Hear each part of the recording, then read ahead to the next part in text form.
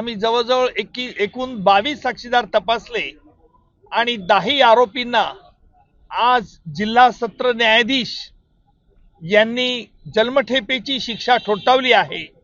माझ्या समवेत येथील जिल्हा सरकारी वकील देशपांडे, त्याचप्रमाणे फिर्यादीचे वकील देखील नरेंद्र धूत यांनी देखील काम पाहिले आणि इतकंच नाही तर या खटल्यामध्ये जी भीषणता आणि क्रूरता मी आरोपींच्याकडून बघितली की मयताच्या डोळ्यात देखील त्यांनी टोचाचे वार केले होते आणि त्यामुळे ह्या अकोला शहरात एक घबराटीचे वातावरण निर्माण झाले होते।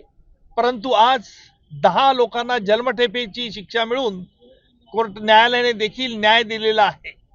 सर कुल कितने आरोपी थे और बाकी आरोपी का क्या हुआ? 15 इस मुकदमे में या खटल्यात एकूण 15 आरोपी होते।